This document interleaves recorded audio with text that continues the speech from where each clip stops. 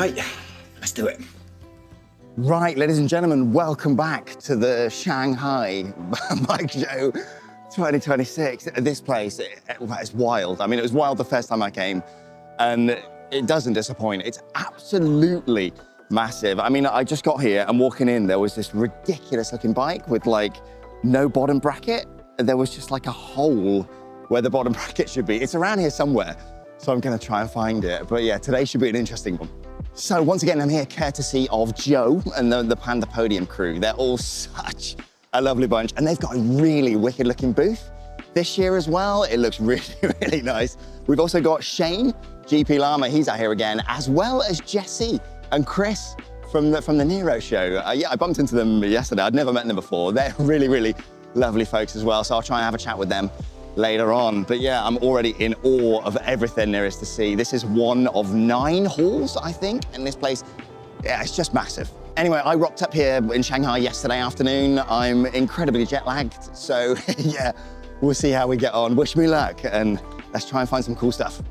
So it's not even 9 o'clock yet, so it's 10 to 9. The show hasn't technically opened yet, and I've already bumped into a stand with some crazy stuff on it. So this brand, Falco, so I think I showed this, or maybe it was Shane showed this last year. This bike is nuts. So yeah, check out this TT bike here with this kind of like Jaguar on it. Now, I had assumed seeing this that it was gonna be made of like a plastic, like 3D molded plastic or something, but no, this is all carbon fiber, and you can see it's not kind of like, I thought it was kind of slotted on top of a frame, but it's all integrally molded in. This thing is nuts.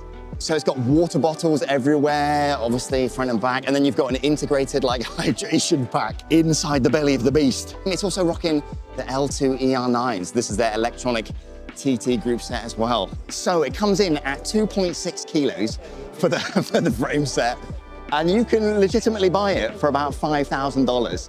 So yeah, if you're looking to really show some people up on the next TT outing, yeah, these guys have got you covered.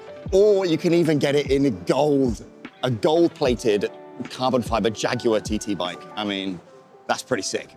All right, so wandering around, I've bumped into the Lightcarbon booth. So they sent me their all-road frame a little while back, and I did a video reviewing the frame, and it, yeah, got a lot of attention actually. So funnily enough, I built that bike up before I left to come to the show, and I was editing that video on the plane, and they've got that bike here and a couple of others. So let me give you a quick tour. Right, so here is the all-road frame that I've got. It's a slightly different color. Oh, I do really like this kind of gold fleck they've got in it there, and they've set it up slightly differently to me. So here's the frame right here, and I've set it up as a kind of a gravel bike almost. They've set it up here as a road machine. It supports up to 38C tires. I dropped in 38C gravel, but they've dropped in some 38C road tires on here, and it does look really nice actually. And there's a little bit more clearance with road tires than I experienced, because I did try and drop in 40C gravel tires on this thing, even though the maximum was 38, and it didn't quite clear at the back. But yeah, it does look quite nice with some chunky road tires on. So these are the handlebars that I've got, again, from Lightcarbon. They come supplied with the frame, and I've been really impressed with them actually. So I've ridden the bike a little bit, and they are super duper comfortable. So it's got this 3-bolt mount on the front here. They've handed me this one that they're working on. So 3D printed titanium computer mount, which is pretty cool. So they've actually gifted me this, which is wicked. So I'll stick that on the bike when I got back. But they got a couple of other bar options as well. So this is their more gravel-oriented bar that they're working on. So that one over there is a kind of a more standard road geometry. But here you got a nice bit of flare on there, and they flattened out the drops as well to make it a bit more comfortable to hold. So this one, they're currently working on the layup, so it's not available just yet. But yeah, you'll be able to pick this up on Lightcarbon pretty soon. And the value on these bars is pretty good, I have to say that much. And they've got this one as well. So this is one they're working on. This is just a 3D print at the moment. But a set of riser bars, these are becoming increasingly popular. I've seen these on a lot of bikes because I think people are just, starting to realize that being slammed all the time is not the most comfortable. So having a little bit of rise is gonna really add to the comfort, especially for like an all-road machine where you're not necessarily chasing like really racy, aggressive geometry. So potentially having a little bit of a rise on the bar could be pretty nice. Gavin also showed me this bike. This is the new kind of racing aero gravel bike, which looks pretty cool. And if I show you, the head tube is really narrow. So these are becoming really popular at the minute, kind of aero racing gravel. Supports up to 50 C tires. You've got some aero profiling here. You can fit some aero water bottles on there, and it does look really, really lovely, I'll say that much. And lastly, this is pretty cool. So it looks like a proper frame ride, but it's actually a 3D print, which for starters is really impressive. Like, I can't see any print lines or anything. Maybe it's like one massive resin print. I'm not entirely sure. But anyway, this is their really racy, aggressive aero frame. But interestingly, it supports up to 35C. So even though it's really kind of aero focused and racy, you can still get some big chunky tires on there. And just look at this top tube. It is so thin right here. So normally on frames, this is where the kind of seat post clamp sits, right in here. But they've moved it to the back right there. So it means they can kind of free up this space, presumably get a bit better aero profiling on the tube, but that is wild. How thin is that? So yeah, Lightcarbon is a pretty interesting one. They're mainly an OEM supplier, but they will absolutely sell individual frames to customers like me and you. You just need to drop them an email and get a quote. But the value is pretty nuts. So that all-road frame, which is really lovely, by the way, having built up the bike and rode it last week, it's genuinely very good. It's yeah, $950 for the frame and a really decent set of handlebars as well. So yeah, I'll be releasing the build video and the kind of the ride footage for that. Well, after the show. So yeah, stay tuned for that. But yeah, Lightcarbon, definitely worth a look in my opinion. Right then, I'm desperate to find that bike that I saw this morning, the crazy looking one, because it's round here somewhere. It's in W5, which is this hall. And it's got really chocker actually, because it's a public holiday here in China today. And yeah, it's suddenly got very busy in the last hour or so. The Factor booth right there behind me is just rammed. People queuing up around the block. But yeah, let's see if I can figure out where this bike is.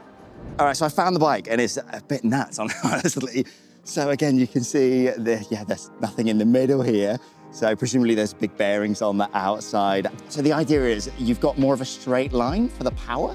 So when you're pedaling straight down, you can see the power kind of is directed around the outside, allegedly a slightly more efficient way of pedaling. And I did give it a go and it was really interesting, but it's absolutely nuts. So it's all carbon fiber. This whole thing weighs, I think it was 9.4 kilos, which honestly isn't bad considering how complex all the molding is. And yeah, it's not particularly cheap, $7,500 US, but it's only Chinese domestic market at the moment. But it's absolutely wild looking thing. And having ridden it, it does feel a little bit different, but yeah, it's all enclosed in here. So no idea what maintenance is gonna be like, but absolutely crazy looking thing. It does feel a little different, honestly.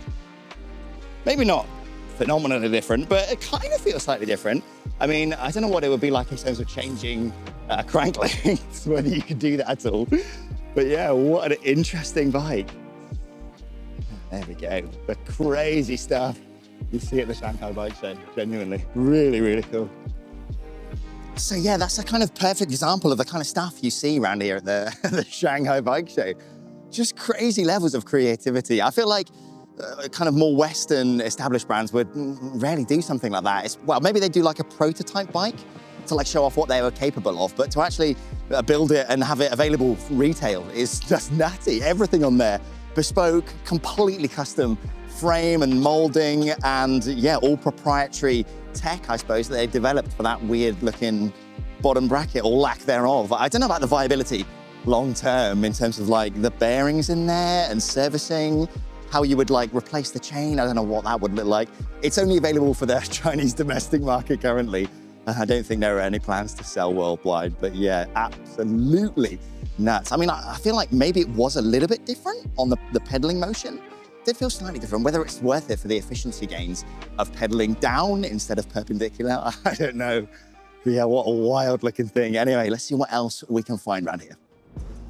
Right, so I just popped into the Evolve booth here. So for those that don't know, Evolve, it's kind of the sister brand to Elite Wheels, and they're producing some really wicked frames. So last year they had their Cima road frame, which is pretty nuts because the weight on that thing is pretty crazy. And this year they've bought something new, a really lightweight gravel frame from the Cima lineup. I've got to show you, this thing is, it's pretty cool. Right, so to get you up to speed, this is the Evolve Cima frame set, and it's kind of a more aggressive, racy, kind of all-road machine, but it's quite stiff and aggressive. And the weight is just nuts. I mean, look at this, 650 in a medium. Admittedly, that's unpainted, but that is so crazy. And they've got a demo bike over here. Yeah, hanging there on the scales. This thing is 4.9 kilos dead. I mean, that is utterly bonkers. Admittedly, we've got no pedals on there, but we got some side brake cranks on, got the Dura-Ace groupset on here, but they like haven't skimped on it at all. It's not like incredibly like a bear. And it's, yeah, 4.9 kilograms, just nuts. Okay, I want to try picking this thing up because, yeah, this bike, that's just nutty. The weight on that is crazy. That beggars belief, truly. That's ridiculous. I mean, the wheels on this thing aren't even that shallow. So they're Ultra 40D from the Drive, the Elite wheels range. Yeah, 40 mil deep. So it's not like they're like super lightweight climbing wheels. And to hit 4.9 just goes to show how light this Cima frame is. So let me give you a quick look at the gravel. So this is the new Cima gravel frames. They're obviously same family, right? And the weight on this is pretty nuts as well. So this whole bike, again, they've not scrimped. They've gone for SRAM red. We've got the SRAM red crank on there. Pretty massive cassette, 50C kind of gravel. I guess these are more mountain bike-esque tires, really. 6.57 kilos on here, just crazy. And it's the frame that's doing a lot of heavy lifting with this bike because, yeah, like the Cima, they focused on keeping the weight down. So for a gravel frame, that's 750 grams, I was quoted, which if you know anything about kind of gravel frames these days, even below a kilo is pretty decent. So 750 for a gravel frame is pretty wild. I have just noticed on this, Cima gravel, look at this mount for the brake caliper, milled out to high heaven. That's really sick. But yeah, I guess they tried their best to keep the weight down, but that's pretty cool. The gravel wheels they've fitted out on this bike are pretty sick too. So these are obviously the Drive series, Elite wheels, partner to Evolve. And yeah, Drive G50 CS. And these things are pretty cool because I was like, what's the internal diameter on these? 30 mil, which is crazy. I've got a set of gravel tires. The internal width is like 26. So 30 is just crazy. They're not available yet, but they will be selling these soon. But let me show you what the actual internal diameter looks like. So here it is. This is, the Drive G50 CS. It's 30 mil internal, 37 external. And the price on this, when it goes on sale, it's decent as well.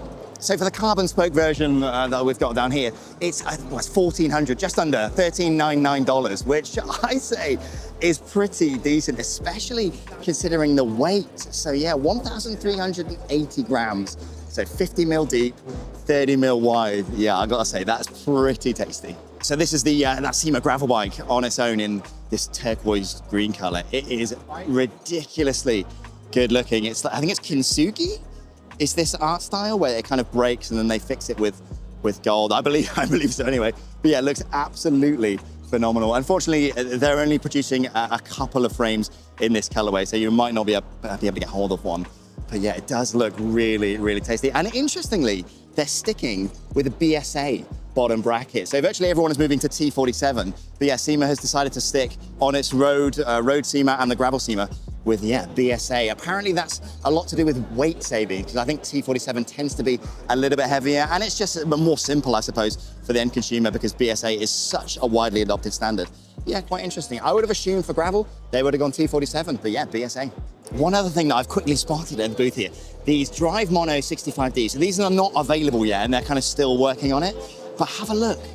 So the spokes are integrally molded to the rim. So unlike kind of similar style wheels from like lightweight Meilenstein, they normally bond the carbon spoke on afterwards, so you can kind of see the carbon. But in this case, the spokes are molded with the rim, which is absolutely wild. Now, apparently the wheel is molded in two halves. You might just be able to make out a seam line right here. But yeah, just the fact that the spokes aren't bonded on afterwards and they are molded with the wheel. I would love to see the layup process for something like this and what the molds look like, because these are not particularly thick spokes. So Lord knows how they get it out of the mold in one piece. Yeah, genuinely crazy. So these aren't available for sale yet. They're still working on them. But yeah, absolutely nutty set of wheels.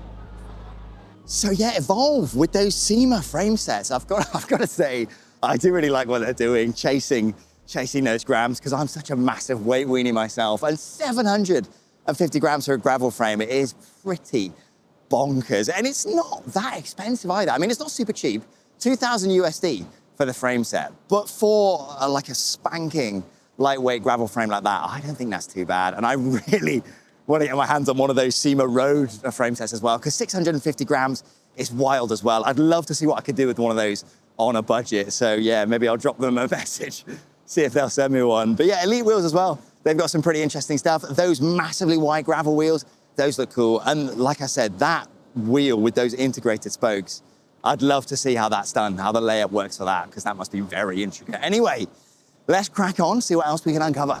Right, let's talk Panda Podium quickly, because for starters, they've got some really, really lovely bikes on the stand. But let me give you the quick spiel. So for those that don't know, Panda Podium is a website run by Joe, who's just such a legend. And basically, he goes around and finds the kind of best emerging Chinese brands, because he lived and worked in China for, I think, 15 years. So he knows his way around. And yeah, him and his team pick out some of the best cycle gear that China has to offer, put it up there, and they test it rigorously as well. Joe's standards are incredibly high. And yeah, they've got some wicked, wicked gear on the stand. So let me show you. So Joe and his team have some incredible looking bikes on the stand, but this one really caught my eye actually. So yeah, it's a Tavelo, and it's a Tavelo Arden. I mean, the weight is pretty nuts, just over 7 kilos, but the paint job on this is really, really nice. But basically they took this and they've tried to take the kind of latest trends in road cycling to the absolute extreme. So let me show you around. So for starters, this Tavelo Arden frame set here. Tavelo kind of market it as their kind of all-road endurance frame set, but it definitely leans much more towards standard road bike geometry. And they've got some really nice aero profiling on the head tube here. That's pretty narrow, but the interesting thing, this frame set will clear 38C tires. So they've slapped on some of these Michelin Pro 5 road tires here in a 700 by 38, and they do look nice and chunky. But the interesting thing is they've actually put a gravel specific wheel set on here. So this brand Pertual, yeah, they've got an internal width. Again, we saw this Elite wheels of 30 mil internal. So they actually fit these tires really, really nicely. There's no ballooning. The kind of profile and the transition between tire and rim is pretty much perfect. And yeah, the clearance on this frame, considering the kind of road standard geometry, is pretty nuts. I mean, look at that. There's still a little bit more clearance. You might be able to fit 700 by 40s on this. Again, sticking with the kind of latest trends coming out, they've got these riser handlebars. These are again from Tavelo. They're the Velo Rise, integrated riser handlebar.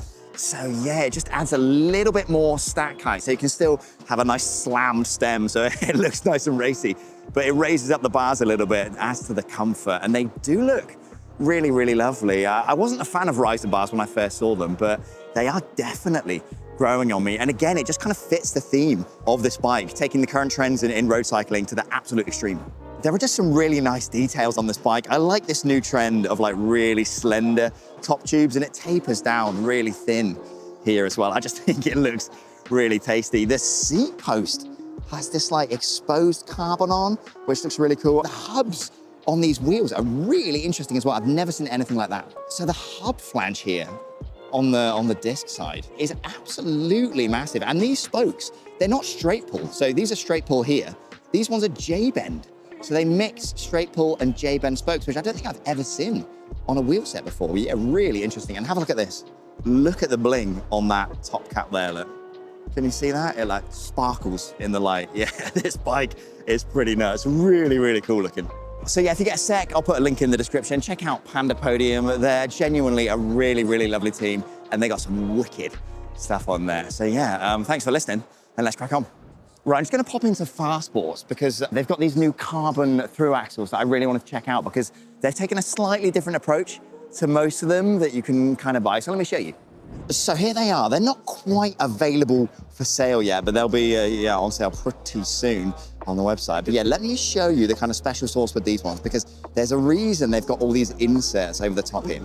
So most carbon thru axles that you can kind of buy, it's bonded, right? So you'll generally have the end here, the thread is an aluminium piece bonded onto the carbon. But here, can you see that? It's like affixed with a screw. I'll see if I can get a better shot. Right, so these are the screws. You get a couple in the kit. So obviously multiple ones there, because you've got multiple insets here for different thread pitches, for different bikes, etc. And then the notion is you've got this long Torx bit with a, yeah, it's got a Torx bit on the end there for the screw. Pop that down the length of this thru axle, which is hollow, and then you can swap out the threading on the end. So yeah, really interesting concept. They're gonna retail for about 300 to 300 quid for a set like this, but considering you can fit it to multiple different bikes. A really interesting take on this, actually. They've also got the new L-TWOO climbing wheels, and the weight on these is pretty nuts. So for the pair, 848 grams, and they are pretty ridiculous. And the internal width is pretty good as well, 23.6 mil on the internal, which is, yeah, nuts. I mean, climbing wheels, not really my bag, but I mean, that weight is absolutely bonkers. And yeah, in hand, they are genuinely featherweight.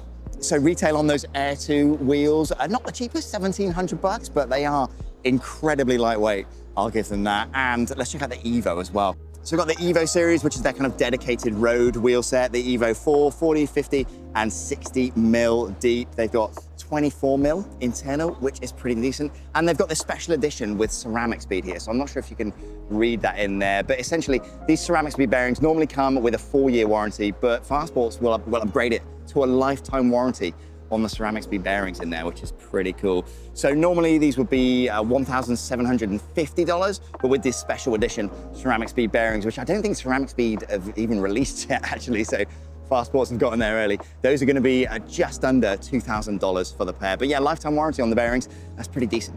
Also, they're kind of updated gravel wheel set here, again with those bird spokes, the kind of synthetic fiber spokes, which I've not ridden yet, actually. I really need to try a wheel set with this type of spokes on. But yeah, this is an American company that make these spokes. But again, the internal is 30 mil. I was shocked when I saw it this morning on the Elite Wheels booth. But yeah, clearly 30 mil is the new standard for gravel. So yeah, FarSports, I do really like those guys. The wheel sets they make are pretty reasonably priced. The customer service is good. And also they're bulletproof as well. And I can kind of attest to it, because I lent my friend a set of my FarSports wheels. He unfortunately had a crash. He's absolutely fine, but the frame got split in half, but the wheels came off without a scratch. So yeah, they're certainly well made. But yeah, those thru axles are kind of interesting concept. I do wonder how strong that kind of connection is. If you really over-torqued the thru axle, would the failure point be where that screw interfaces with the carbon inside the thru axle? I mean, I'm sure it's fine, but it would be interesting to kind of check, because to put my massively skeptical hat on for a second, I guess it does just add an additional failure point to a thru axle, which is just a simple piece of aluminium normally. But if you want those extra grams, FarSports will sort you out. Right, for those that know, I've got a bit of a history with this brand OG Evkin. I've been using their road frames for years at this point, actually, and they're a really decent price and they're bulletproof as well. And behind me, I've got their new gravel bike, because I've got this old ICANN gravel frame that I've used, and I've been in the market for a new one, and this looks pretty tasty. Right, firstly, I love this kind of burgundy color they've got going on. That's really nice. And it's got a kind of couple standout features for this. So for starters, the fork kind of tapers down at a strange angle. So the notion behind this apparently is it adds a little bit of additional flex in the front, a little bit more shock absorption. I think it looks quite cool, actually. When I first saw the frame render, I wasn't totally sold on it, but seeing it in the flesh, I quite like the way it hangs. It does look good. How much difference it will actually make, I'll kind of have to try it and see, but it does certainly look pretty cool. They've also done some interesting things with the chainstays at the back. So can you see the non-drive side rides a little bit higher? So they're kind of offset. So the one at the front here rides a little bit lower, and you can kind of make that out. So it sort of curves down and around. Apparently that enables them to fit much bigger tires at the rear, so that's one of the reasons. Then they've also shortened them to some extent too. So shortening the chainstays kind of makes it a bit more road bike-esque, in a sense that the rear wheel sits more directly underneath you, gives a bit more of a snappier response under acceleration. So if you intend to take this thing racing, apparently that's going to add a little bit more, I don't know, of an aggressive feel at the back. So acceleration should be improved by those shortened chainstays. So the next headline feature on this thing is that it'll take up to 52C tires, which yeah, is a pretty nuts. So they've got on here at the minute, yeah, Maxxis Ravager in 700 by 50. And there's still loads of clearance to play with at the back and plenty up the front there. So you can fit some enormous tires on here too. Now you can get the bike with or without in-frame storage. So you've got a bit of a choice there. And prices, I think it's 1,500 bucks for the one without in-frame storage, like this one here. And then 1,600 bucks if you want that in-frame storage on the down tube. But yeah, certainly a pretty tasty looking machine. So I was parked up there, but I just got overrun by this massive group of people here. He's got a megaphone. I think he's doing like a giveaway, throwing stuff into the crowd. So apologies if you can hear that in the background. Now, lastly, these wheels are pretty cool as well. So it's their gravel wheel set. And again, the internal diameter on these is nuts. It's 32 mil on the internal diameter and yeah, 50 deep. So these are by far the widest gravel wheels that I've come across yet. 950 bucks for a pair of these. So yeah, I'm definitely gonna have to get hold of one of these frames and a set of these wheels too, because there's a little package. I think that's pretty cool. Also, I have just noticed, I think this is running 180s front and back, which is pretty cool. So this is a, yeah, 160 mount here for the flat mount calipers. But yeah, 180 mil discs, front and back. That's pretty tasty. So yeah, that's a nice little bike. I had a little whiz round on it. I think I've got some footage of that. It does feel quite snappy, and the acceleration does feel good. I'm not sure how much of that kind of flex in the fork I can feel, but then again, it is running massive tires. Still gonna have to get hold of it and try it out. So I guess, yeah, stay tuned for a review on that thing. But I walked past this booth a second ago and I want to check it out because I think I saw a really interesting group set on there that I checked out the last time I was here. Ningbo Suyu Transmission Tech. So they've got a group set that looks quite similar to L-TWOO's original ERX, at least it did last year, and I've had a quick look at it. It does still share some similarities, but yeah, there's an interesting facet. Basically, the front derailleur on this thing is super chunky. So having a quick play around with the shifting at the back, it is super snappy. I'll give it that much. I mean, it's on a booth, so it's obviously not under that much power, but it's certainly very smooth. The front derailleur, like I said, is quite chunky. It was last year, if I remember correctly. But, I mean, shifting seems pretty decent. And yeah, these are the kind of group set shifters. I'll see if I can get a better shot. So yeah, there they are. And they do certainly look quite similar to the original L-TWOO ERX. Not identical. And they've updated the design since last year. The buttons are quite chunky. I'm not sure if you can see that. And yeah, again, look at that front derailleur. Can you see that right there? Yeah, it's certainly a big boy, but it does seem to shift smoothly. And I did ask about the price, and that did surprise me. So apparently they've not quite released the group set yet. They're working on it. They're going to hit Chinese domestic first, then worldwide. Allegedly, she told me they're aiming for the price for that road group set to be under $300, which, if true, is pretty nuts. That would be quite cool.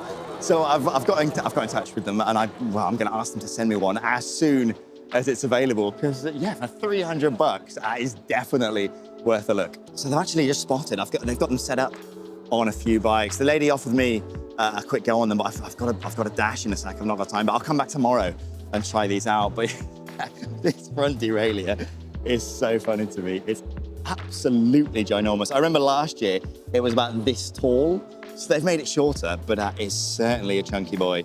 Maybe that's where the battery lives, I don't know. But yeah, I'll be interested to have a go, because it does look pretty cool. So yeah, maybe tomorrow I'll swing back and try it. Right, that wraps it up for the day, ladies and gents. I mean, that was busy, and I have barely scratched the surface of the show. I mean, to give you a sense of the scale, this is the E kind of wing. So it goes from E1 all the way down to E7 down there, and each of those halls is absolutely huge. And then you've got W, which goes from W1 to 4, I think, maybe 5. So there's so much stuff to see. And there's this bit outside. They've got like a paddock out here where they're running bikes. So yeah, loads to see tomorrow. I will try my best to get as much coverage in as I can. So thank you so much for sticking with. And I guess I'll see you, hopefully, in about 24 hours. All right, ciao, ciao.